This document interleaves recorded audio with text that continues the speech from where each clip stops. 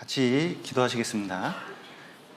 사랑과 은혜가 풍성하신 하나님 아버지, 죄 가운데 있었던 저희를 주님의 피로 구원하시고 또 몸된 교회 가운데서 교제하며 이 귀한 복음과 말씀을 전할 수 있도록 도와주신 감사드립니다. 또 이 일에 수고하는 우리 임원 형제 자매님들 같이 할 수 있도록 도와주심을 너무 감사드립니다. 코로나 속에서도 우리를 통해서 복음이 전해지고 또 신앙이 세워지고 또 많은 하나님의 역사가 우리 가운데 나타날 수 있도록 도와주시고 또 수고하시는 손길 위에도 주님의 건강과 평강이 넘칠 수 있도록 도와주시옵소서. 또 오늘 전체 임원 모임으로 주일 아침 모였습니다. 함께 해주시고 주님의 사랑과 은혜 더욱 나눌 수 있도록 도와주시옵소서. 오늘 교제의 시종 주님께 맡기며 예수님 이름으로 기도드렸습니다. 아멘. 고린도전서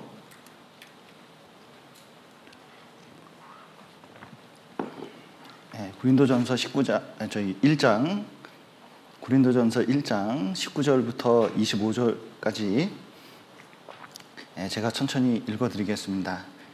기록된 바 내가 지혜 있는 자들의 지혜를 멸하고 총명한 자들의 총명을 폐하리라 하였으니 지혜 있는 자가 어디 있느뇨? 선비가 어디 있느뇨? 이 세대에 변사가 어디 있느뇨? 하나님께서 이 세상의 지혜를 미련케 하신 것이 아니뇨? 하나님의 지혜에 있어서는 이 세상이 자기 지혜로 하나님을 알지 못하는 거로 하나님께서 전도에 미련한 것으로 믿는 자들을 구원하시기를 기뻐하셨도다.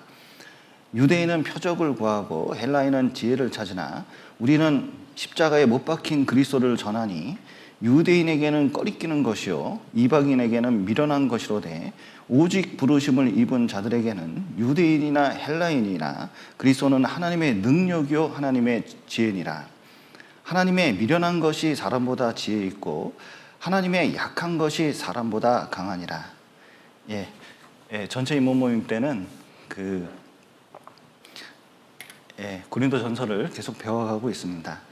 이 고린도 교회가 좀 이제 분쟁이 있고 갈등이 있는 이유가 몇 가지 있습니다. 첫 번째는 가장 중요한 원인. 그러니까 어떤 갈등이 있을 때 가장 큰 원인이 뭔지 아세요?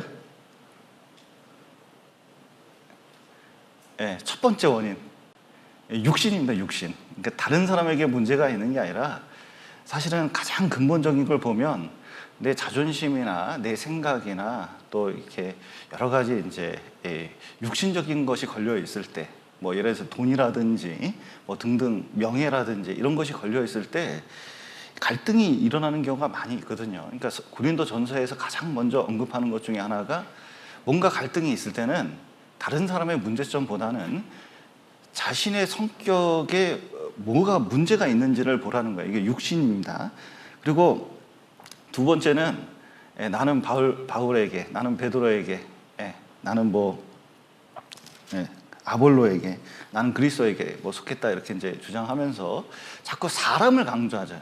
그러니까 사람을 따라 행하는 것이 문제입니다. 그러니까 어떤 하나님의 뜻이나 어떤 공공의 이익을 위해서라기보다는 어떤 사람을 따르고자 하는 그 마음 때문에 세상 말로 편을 드는 거잖아요. 그러니까 이제 편애가 좀 있는 것이죠. 그래서 나는 누구에게 속했다 이렇게 주장을 하면서 이게 이제 갈등이 생기는 일이 있었습니다. 그래서 또 그것 때문에 생기는 문제가 침례 때문에, 그러니까 세례를 주는데 누구한테 세례를 받은 게 무슨 자격증처럼 생각하는 게 있는 거예요. 여러분, 큰 교회 다닌 게 자랑은 아니잖아요. 그러니까 이제 자격이 아니잖아요. 어떤 미용실에 가서 이제 마음에 드는 미용실을 계속 찾고 있습니다. 그래서 이제 싸고 저렴한 데를 찾고 있는데 그래도 이제 싸고 저렴한 데를 찾았어요. 근데 이제 머리를 깎는데 미용실 가는 곳마다 저한테 뭐라 그러는지 아셔요? 제가 옛날에 서울에 있었어요. 그러니까 서울에 있었던 미용실이 정읍까지 내려왔다 이걸 이제 강조하는데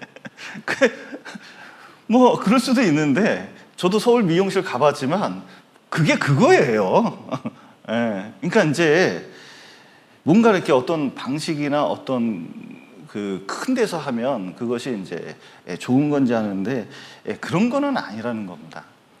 또 고린도 교회에 문제가 있었던 것이 이 세상 지혜 때문에 그렇습니다. 이제 고린도 교회는 헬라 지역의 중심 지역 중에 하나였어요. 그리고 아주 물동량이 굉장히 큰 곳이었습니다. 그래서 고대에는 이제 수에즈 운하처럼 굉장히 큰 운하도 있고 그래서 여기가 굉장히 유명했던 곳이에요. 그러니까 사람들이 잘 살고 무역도 잘 되고 여성 인권이 그 고대 시대에 있던 곳이 고린도 교회예요. 그런데 상당히 음란할 뿐만 아니라 세상 지식이 많이 있는 사람들, 배운 사람들이 많이 있었습니다. 그런 사람들이 이제 교회에 들어오면서 자꾸 성경에 있는 관한 내용을 하는 게 아니라 세상에 있는 지혜에 대해서 얘기하는 거예요. 요즘으로 보면 정치도 얘기했다가 뭐 기술도 얘기했다가 주식도 얘기했다가 막 이런 얘기를 많이 하는 겁니다. 그런데 그런 얘기 때문에 파가 나뉘어요. 정치 얘기하면 파가 나뉘거든요. 자, 여기 대부분 정치 색깔이 뭡니까? 여러분 민주당입니까? 국민의힘입니까? 교회에서는 이런 얘기가 힘들죠. 그러면은 서울에서 정치 얘기하면요, 이게 반반이거든요. 그러면은 뭐 이제 별 얘기가 다 나와요. 별 얘기가 다 나와요. 옛날에 촛불 집회할 때는요, 아이고 몇 분은 촛불 집회 가시고 몇 분은 태극기 집회 가는 거예요. 교회당에 이렇게 보니까. 내가 그랬어요. 아니 촛불 집회 가셔야겠냐, 태극기 집회 가셔야겠냐, 전도 집회를 오셔야겠냐. 그런 얘기를 했다니까. 이게 신앙이 진짜 이 세상에서 중요한 게 뭐냐. 근데 그게 잘못 교회에 들어오면요, 큰 문제가 생기겠더라니까요. 근데 고린도 교회도 그런 이제 그 일이 있었습니다. 그런데 세상 지혜 좋아 보이고, 서울대 나올 수도 있고, 뭐 세상 유명 대학을 나올 수도 있고, 뭐 유명한 이제 그 이름을 얻을 수도 있습니다. 그런데 그것이 한계가 있음을 보여주고 있어요. 교회 안에서는 그거 별거 아니다. 그거 자랑하지 말라는 거예요. 그래서 여기 1장 21절 보면은, 고린도전서 1장 21절 보죠. 하나님의 지혜에 있어서는 이 세상이 자기 지혜로 하나님을 알지 못하는 거로 하나님께서 전도에 미련한 것으로 믿는 자들 구원하시기를 기뻐하셨도다. 자, 이 세상 아무리 뛰어난 과학자, 아무리 뛰어난 철학자, 아무리 뛰어난 공부 많이 한 사람이라도 한계가 있어요. 어떤 한계가 있냐면 그 세상 지혜로 하나님을 알 수가 없어요. 이 세상 지혜에서 하나님을 찾는데 더듬어서 하나님 존재는 발견할 수가 있습니다. 그런데 그걸로는 구원을 받을 수가 없어요. 죄를 깨달을 수도 없어요. 구원자가 누군지도 몰라요. 그리고 많이 배운 사람들이 끝까지 가면 하나님 배척하는 말을 해요. 그래서 무신론자들은 하나님 없다. 내가 봤더니 하나님 없던데, 연구해 봤더니. 진화론자들은 뭐라고 하냐면 이 세상은 그냥 진화돼서 계속 뭔가 발전하는 것이다. 이 상대주의자, 포스트 모더니즘인데 궁극적인 진리는 없다. 이런 이제 생각을 가지고 있어요. 그러니까 결국은 많이 배워서 뭐예요? 하나님에 반하는 얘기를 하는 경우가 많이 있습니다. 그리고 이게 세상 지식을 아무리 연구해도 이게 딱 거기까지예요. 한계가 있어요. 그러니까 이게 어떻게 하나님을 우리 인간의 방법으로 알 수 있는 방법이 도저히 없습니다. 특별히 이게 그 수준이 달라지면 달라집니다. 우리가 이제 이런 세계가 있는데 그 물리학에서도 참 희한해요. 우리가 아는 중력의 법칙, 그리고 시간과 거리, 이런 거 뭐 너무 당연하잖아요. 우리가 이제 가고 있는 시간도 일정하고 거리도 일정한 것 같고, 그 다음에 공간도 되게 일정한 것 같습니다. 그런데 희한하게 양자역학의 세계, 그러니까 원자의 세계에 들어가면 완전히 틀려져요. 희한한 세계가 와요. 뭐 빛만 해도 빛은 입자거든요. 내가 이렇게 있어요. 근데 통과하면 두 개예요. 하나인데 두 개야. 그런데 내가 요 놈을 또 안 보면 하나예요. 이해가 돼요? 하나인데 두 개고 두 개인데 하나예요. 아직까지 인간의 방법으로 이해할 수 있는 방법이 없습니다. 여기가. 모르는 세계예요. 그리고 중력의 법칙이나 기타 다른 법칙이 양자역학의 세계에 들어가면 완전히 달라져요. 또 놀라운 것은 훨씬 크기를 키워가지고 우주에 가잖아요. 그러면 큰 별 근처에 가면 시공간이 틀려져요. 공간이 휜다는 게 이해가 가셔요? 이게 내가 긋는 직선이 거기선 직선이 아닌 거예요. 빛의 속도도 틀려지고 중력의 법칙도 틀려지고, 그러니까 숫자가 세계가 달라지면 완전히 달라집니다. 하나님의 세계는 이루 말할 수가 없죠. 이루 말할 수가 없죠. 마치 인간이 좀 뭐 안다 그러는 것은 이와 같습니다. 어린아이가 더하기 빼기 곱하기까지 딱 해놓고 드디어 내가 수학을 다 뗐다. 수학 다 뗐습니까? 거기가 시작입니까? 거기가 시작이잖아요. 어떤 애가 뭐 저한테요 수학 엄청 잘하는 것처럼 초등학교 2학년이 얘기하는데 기특하다 얘기는 했지만 속으로 무슨 생각해요? 야, 수학의 세계는 끝이 없다. 야. 하나님의 세계는 인간이 과학으로 다 알 수 있는 게 아닙니다. 철학으로 알 수 있는 게 아니에요. 과학으로는 이게 어떤 게 아름다움인지 과학으로 정의 내릴 수가 없습니다. 도덕성을 과학으로 설명할 수가 없어요. 그리고 철학의 세계, 신앙의 세계는 더더군다나 과학으로 설명할 수 있는 존재 자체가 아니에요. 그런데 거기 가보면 더 심오한 게 있거든요. 여러분, 하나님의 세계는 인간의 수준이 아닙니다. 그래서 하나님께서 내 생각은 너희 생각과 다르며 내 길은 너희 길과 달라서 하늘이 땅보다 높은 같이 내 길은 너희 길보다 높으며 내 생각은 너희 생각보다 높으니라 그랬는데 그건 이루 말할 수가 없습니다. 그래서 인간의 지혜로는 하나님을 알 수도 없을 뿐만 아니라 이 세상 지혜는 하나님 보시기에 미련한 것이에요. 여기 잠깐 보시죠. 1장 22절 보시죠. 20절부터 보겠습니다. 지혜 있는 자가 어디 있느냐, 선비가 어디 있느냐, 이 세대의 변사가 어디 있느냐. 하나님께서 이 세상의 지혜를 미련케 하신 것이 아니냐.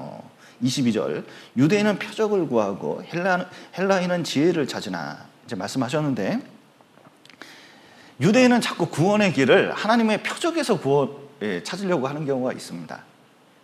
구역 모임 때도 말씀드렸다시피 표적은 고속도로에 있는 공사 직전에 있는 수많은 표시등과 같아요.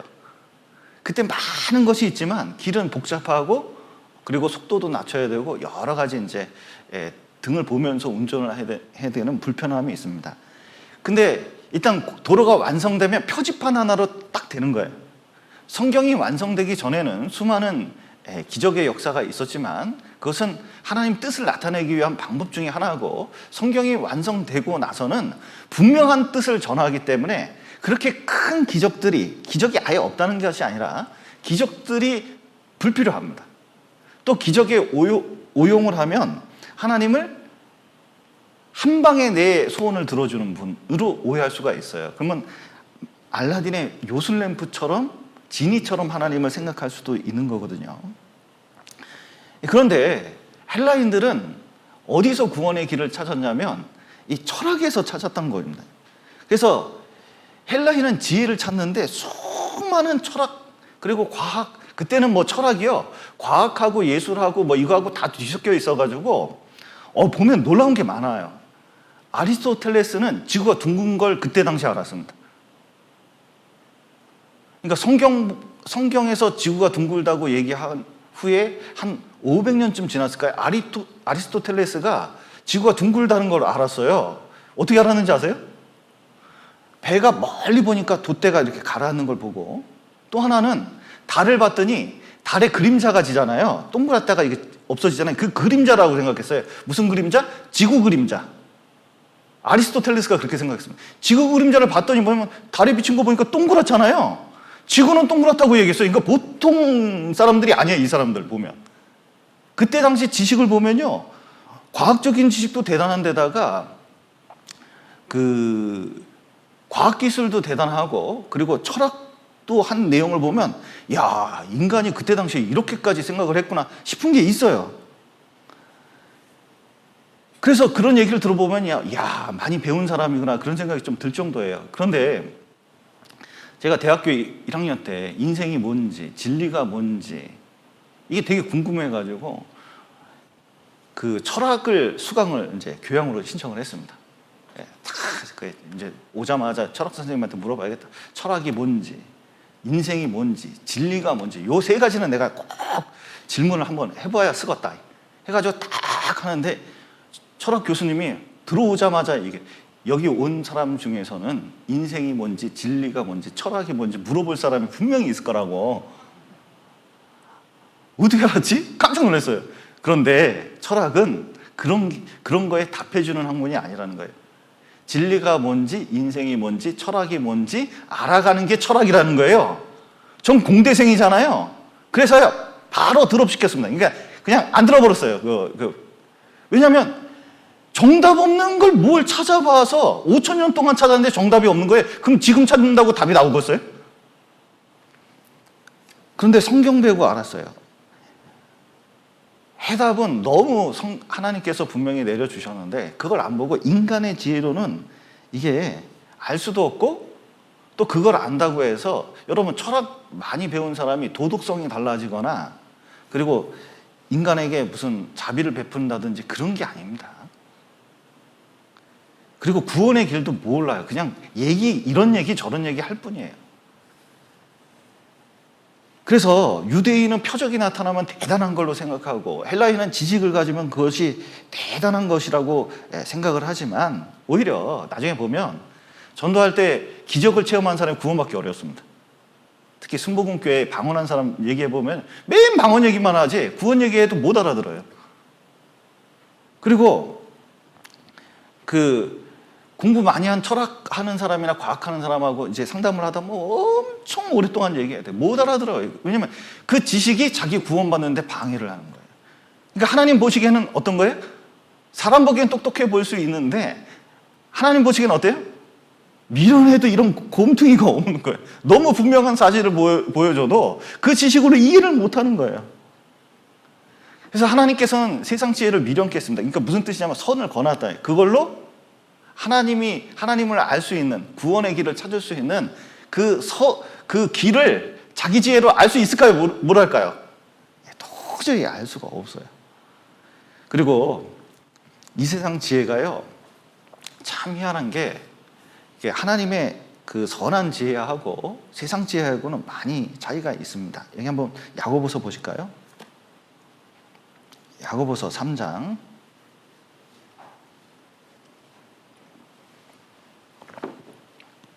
14절. 그러나 너희 마음속에 독한 시기와 다툼이 있으면 자랑하지 말라. 진리를 거스려 거짓하지 말라. 이러한 지혜는 위로부터 내려온 것이 아니요 세상적이요 정욕적이요 마귀적이니 시기와 다툼이 있는 곳에는 요란과 모든 악한 일이 있습니다. 오직 위로부터 난 지혜는 첫째 성결하고 다음에 화평하고 관용하고 양순하며 긍휼과 선한 열매가 가득하고 편법과 거짓이 없나니 화평케 하는 자들은 화평으로 심어 의의 열매를 거두느니라.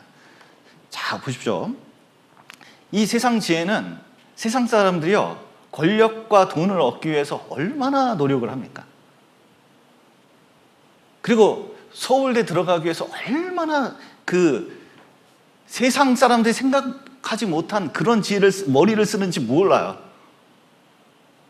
제가 이제 조국 씨 딸 입학할 때 이렇게 보니까 딸내미가 열심히 일을 했어요. 공부도 했어요. 그런데 입학시키기 위해서요 부모들이 얼마나 애쓰는지 몰라요. 여러 가지 수단과 방법을 쓰는데 이게 차라리 옛날 학력고사가 나은 거 아닌가 싶을 정도로. 왜냐하면 돈 있는 사람이 공부를 시키는 거예요. 이제는 이게 도대체 세상이 어떻게 흘러가고 있는 건지 이게 아리송한 부분이 점점 생기더라고요. 근데 세상 사람들은 그걸 끼서 엄청 노력해. 여러분, 사람 언제 머리를 엄청 돌려요? 우리 애들 머리 쓸 때 보면요 언제 그렇게 머리 씁니까? 1번 공부할 때 째딱 같으면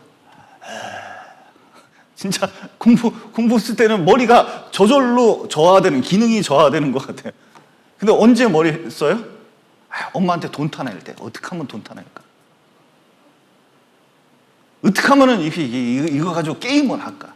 어떻게 하면 스마트폰을 얻을까? 뭐 이때면요 머리가 바짝바짝바짝. 어떻게 그런 머리에서 그런 말이 나오는지 참 기가 막히잖아요. 근데 세상 사람도 돈 벌고 뭐 하고 할 때는요 막 온갖 수단과 방법을 다 써요. 머리 나쁜 사람도 그때 머리 좋아져요.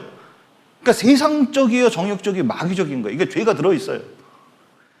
그래서 하와가 선악과를 볼 때 지혜롭게 할 만큼 탐스럽기도 한 나무인지라, 머리 써서 뭔가 얻을 수 있는 것처럼. 정치인들 요즘 머리 쓰는 거 보셔요. 한마디 한마디가. 그런데 그것은 세상에서 나오는 지혜고, 교회에서 나오는 지혜들은 이게 화평하고 관용하고 양순하고, 그리고 이 선한 열매를 얻을 수 있도록 하나님께서 지혜를 베푸는 것들이 있습니다. 그래서 세상 지혜는 자기가 잔머리 쓴다고 말을 했는데, 정치인들 보셔요. 머리 써서 한마디 했는데 그게 자기 올무가 되잖아요. 하나님 보시기엔 되게 미련한 거예요. 진짜 미련한 겁니다. 근데 하나님 말씀 따라 이렇게 하면 되게 미련해 보이는데 그게 사실은 엄청 지혜 있는 거예요. 이 멕시코 사람들이 미국으로 많이 넘어옵니다. 그래서 이제 철책을 두르고 하는데 거기에 마약범도 왔다 갔다 하래요.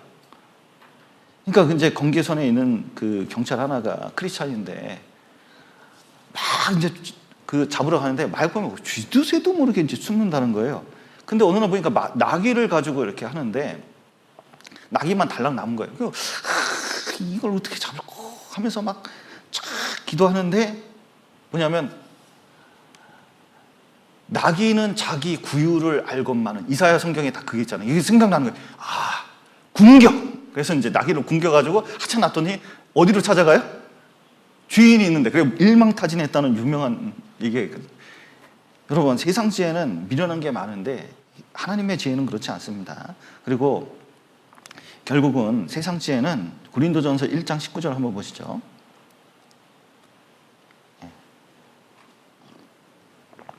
기록된 바 내가 지혜 있는 자들의 지혜를 멸하고 총명한 자들의 총명을 폐하리라 하였으니 이랬는데, 세상 지혜나 총명은 결국 없어질 것들이에요.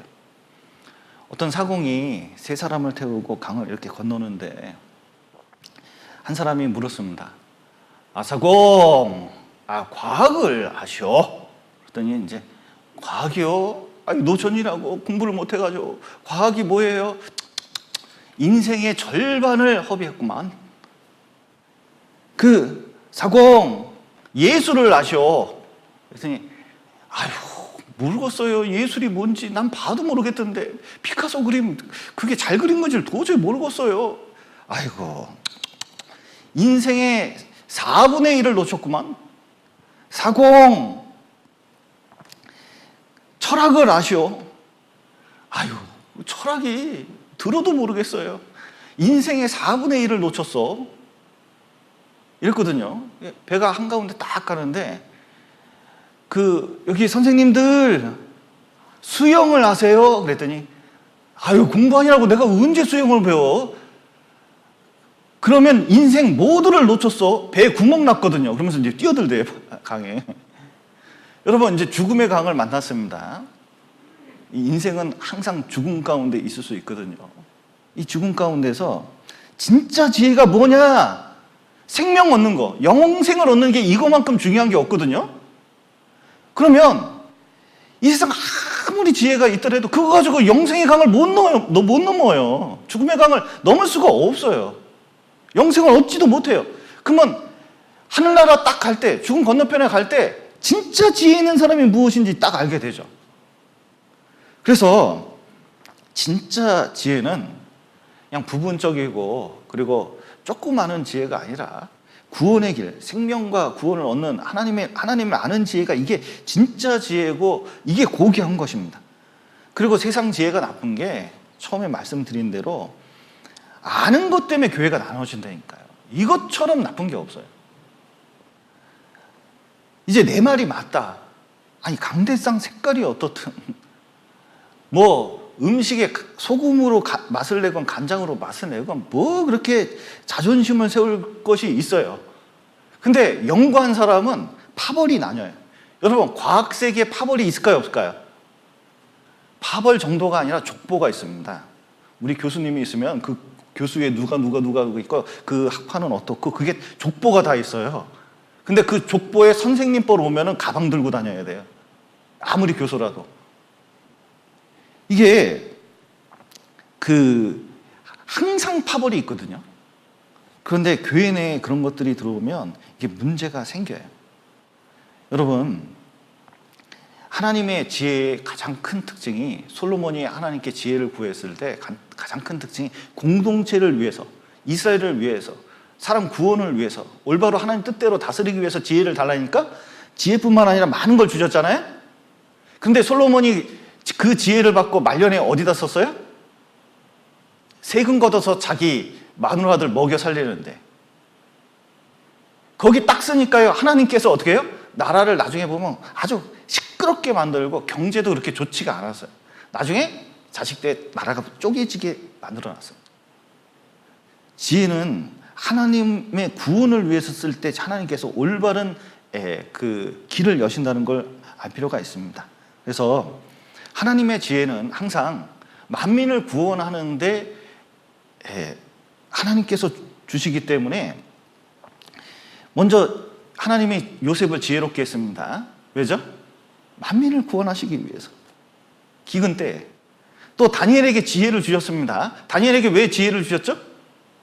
그 악한 시대에 바벨론에서 이스라엘을 신앙을 지키고, 그리고 진짜 한 사람 구원받는 것이, 이 다니엘서 12장 3절에 뭐라 해요? 지혜 있는 자는 궁창의 빛과 같이 빛날 것이요, 많은 사람을 옳은 대로 돌아오게 한 자는 별과 같이 영원토록 비치리라 그랬는데, 진짜 많은 사람을 하나님께 돌아오기 위해서 다니엘을 쓴 거거든요. 그 지혜를 준 거잖아요. 솔로몬의 유명한 지혜로운 재판이 있죠? 아기 하나가 있는데, 그때 당시에는 뭐 유전자 감식을 할 수도 없고 지문 감식을 할 수도 없는데, 이 자다가 애를 엎었나 봐요. 이게 깔고 잤나 봐. 그러니까 애 하나가 죽었고 하나는 살았는데, 이게 내 자식이다 막 서로 막 다툼이 있는 거예요. 그때 당시엔 자식이 크면 자기 보양을 하기 때문에 큰 재산이자 뭐 자기 아주 유산이자 되게 중요해요. 근데 하나님께서 솔로몬에게 지혜를 줬는데, 그 지혜로 어떻게 알았어요? 엄마를 알게끔 했잖아요. 그 엄마가 반토막 탁 내라니까, 율법으로는 공정한데 생명 죽는다는 거 알고 엄마가 대성통곡하잖아요. 진짜 마음, 진짜 어머니의 마음을 알게끔 하려고 그런 거예요. 어떤 미국 신문에 기사가 났습니다. 그 아버지를 1만 달러에 판다는 거예요. 치매 노인인데, 정말 그 몸도 아프고 치매 걸렸고, 근데 돌봐줄 사람이 필요한데 나는 못하겠다는 거예요. 그래서 아버지를 1만 달러에 판다는 거예요. 근데 쭉 보다가 어떤 사람이 자기가 1만 달러에 사야겠다 그런 거예요. 그리고 이제 판매자한테 전화를 걸었어요. 제가 치매 노인을 1만 달러에 사야겠다. 왜 살려고 그러냐 이제 물어봤어요. 그랬더니 자기 아내도 자기도 고아인데 정말 평생 동안 부모님 이름, 그 엄마 아빠를 부르고 싶었고 한번 꼭 모시고 싶었다는 거예요. 정말 사랑하는 부모님을 모시고 싶었다는 거죠. 그러니까 이 마음 속에서 불타는 마음을 이제 느끼고 이제 오라 그랬어요. 주소를 불러주고 이제 주소를 불러주고 찾아가는데, 이게 비버리 힐즈요. 부자 동네잖아요. 그런데 그 중에서도 꽤 큰 집. 띵동 눌렀더니 하인이 나와요. 집사가 나와가지고 어떻게 오셨냐고 했더니 이래서 왔다 그러니까 모시는 거예요. 쭉 들어갔더니 어떤 노인이 하나 있어요. 그래서 왜 그 치매 노인을 가져가려고 그러냐 하면서 이제 쭉 묻는데, 진짜 부모님을 꼭 한번 모시고 싶고 진짜 내 사랑으로 대해주고 싶고 이제 가시는 날까지 모시고 싶다고 쭉 1만 달에 사고 싶다고 얘기하니까 계약을 했어요. 그리고 그 노인이 뭐라고 하냐면 내가 그 노인이라는 거예요. 그래서 왜 당신이 그 노인이냐고 물어봤더니, 내가 자식도 없고 친척도 없고 돈은 엄청나게 했는데 이걸 누구한테 물려줘야 되는데 진짜 나를 사랑하고 진심으로 사랑하는 사람을 찾아서 이걸 주고 싶었다고. 그런데 이런 광고를 냈는데 찾아와서 이렇게 얘기해 주니까 진짜 당신 가족들하고 친하게 지내고 싶고 이 부자 관계를 만들고 싶어서 이런 광고를 냈다고, 가족들 다 데리고 오라고, 여기서 아주 행복하게 지내자고 한 일이 있었습니다. 이 노인은 뭘 알고 싶어요?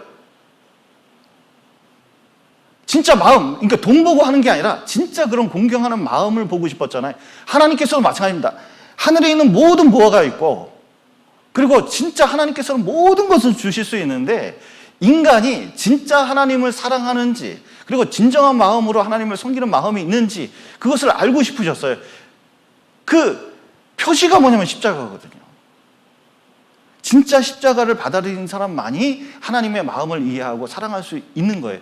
그게 뭐냐면 하나님의 지혜거든요. 진짜 마음을 알 수 있는 중요한 지혜 아니겠습니까? 솔로몬의 지혜와 똑같은 거예요. 십자가는 솔로몬의 지혜와 똑같은 겁니다. 그래서 우리가 이 하나님의 놀라운 지혜들을 좀 얻어야 되는데, 먼저는 이 예수 그리스도를 마음에 딱 두는 거, 구원받는 거, 이게 되게 중요합니다. 이 골로새서 보시죠.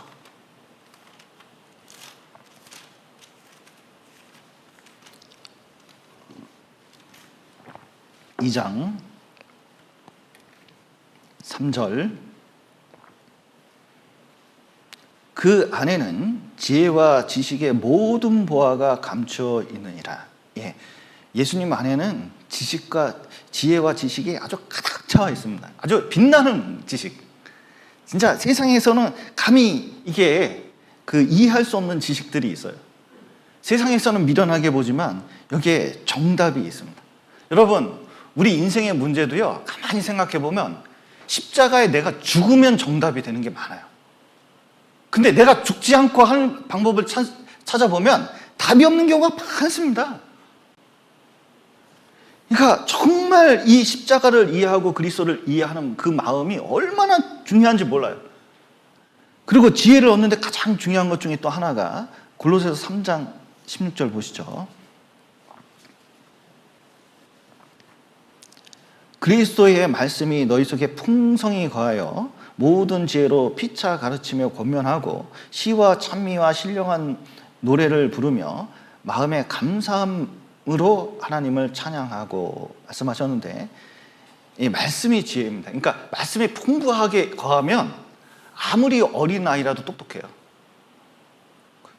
90세 노인하고 그리고 9살짜리 그 초등부 학생하고 대화를 하는데 헛되고 헛되며 헛되고 헛되니 모든 것이 헛되도다. 9살짜리가 딱 얘기하는 거예요.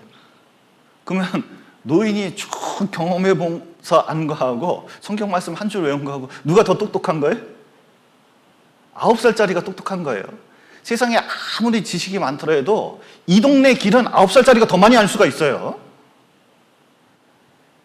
진짜 하나님을 경외하는 것이 지혜의 근본이라고 말씀하셨는데, 진짜 하나님 말씀을 진짜 모든 것보다 사랑하고 진짜 위로부터 나오는 그 지혜를 구하면 세상의 잔머리는 진짜 나중에 보면 아무것도 아니라는 걸 깨닫게 됩니다. 그래서 공부 잘하는 학생의 특징이 뭐죠? 잘 보는 거예요. 저는 집이 가난해서 과외도 학원도 다니진 않았지만 정말 어렸을 때 선생님한테 배운 가장 좋은 것은 이 듣는 태도, 그 하나 배워가지고요, 이 강사 눈하고 이 눈 위 있잖아요, 여기를 놓치지 않고 선을 딱 만들어서 계속 집중하는 습관을 학생 때 했거든요.